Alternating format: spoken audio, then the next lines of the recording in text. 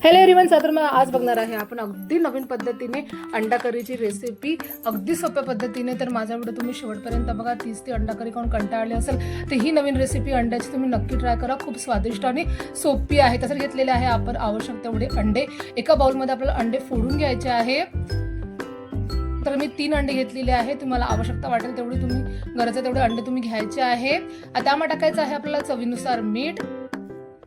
आता त्याला छानपैकी फेटून घ्यायचं आहे आपल्याला. आता एक आपल्याला स्टीलचं भांडं घ्यायचं आहे. त्याला आपल्याला तेल लावून घ्यायचं आहे चांगलं.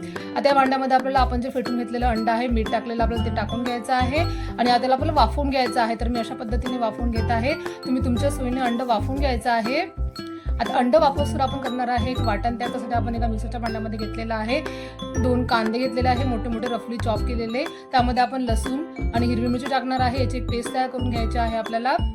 पेस्ट होईसर आपल्याला लगेचच अंड पण छानपैकी वाफवून घेतलं होतं, झालं होतं वाफवून. आता ही वाफवलेला अंडा आपला काढायचा आहे आणि पूर्ण आपल्याला गार करायचा आहे. तोपर्यंत आपण टोमॅटो प्युरी पण करून घेतलेली आहे. आता आपण लगेच वळूया आपल्या फोडणीकडे. त्यासाठी पॅनमध्ये आपण आवश्यक तेवढं तेल घ्यायचं आहे. तेल छान आपल्याला गरम होऊ द्यायचं आहे. त्यामध्ये आपल्याला जिरं, मोहरी टाकायची आहे. सोबतच आपण वाटून घेतलेले कांदा आणि लसूणची जी पेस्ट आहे ती टाकायची आहे. त्याला छानपैकी आपण कलर चेंज होईपर्यंत शिजवून घ्यायचा आहे. पूर्णपणे आपल्याला कच्चं पण काढून घ्यायचं आहे.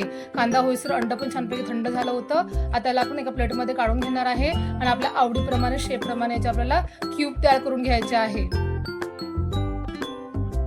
तुम्ही असं पण वाफवलेलं अंड खाऊ शकता. खायला खूप स्वादिष्ट लागते बघा. मस्त याचे क्यूब तयार करून घ्यायचे आहे आपल्याला. तुम्हाला दाखवते बघा.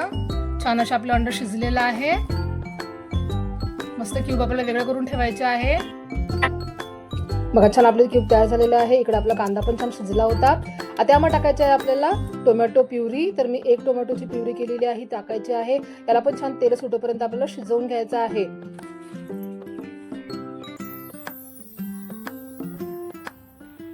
बघा छान त्याला तेल सुटलेलं आहे. त्यामध्ये टाकायचे आपल्याला बेसिक मसाले.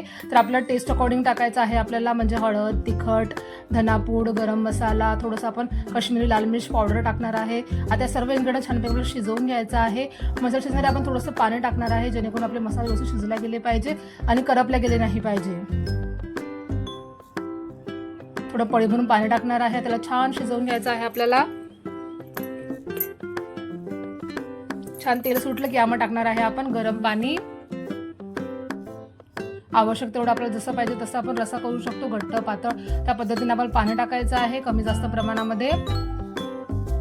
चवीनुसार मीठ टाकायचं आहे आपल्याला. आता मस्तपैकी आपल्याला दणदण उकळी काढायची आहे. व्यवस्थित उकळल्या गेलं की त्यामध्ये आपण जे अंड्याचे क्यूब केले होते मीठ घालून ते टाकायचे आहे. आता त्याला छान मसाल्यामध्ये शिजवून घ्यायचं आहे आपल्याला अंड्याला. बघा एकदम नवीन पद्धत होती की नाही आणि सोपी पण होती. नक्की तुम्ही रेसिपी नक्की ट्राय करून बघा. किती स्वादिष्ट दिसत आहे. कलर पण छान आलेला आहे आणि खायला पण खूप स्वादिष्ट लागते. तर तुम्हाला माझी आजची रेसिपी नक्कीच आवडली असेल तर माझ्या व्हिडिओला लाईक करा, शेअर करा, कमेंट करा. नसेल माझ्या चॅनल तुम्ही सबस्क्राईब करा. मस्त आपल्या अंडा करीमध्ये घालायचे आहे कोथिंबीर आणि गरमागरम अंडा करी आपल्याला सर्व करायची आहे.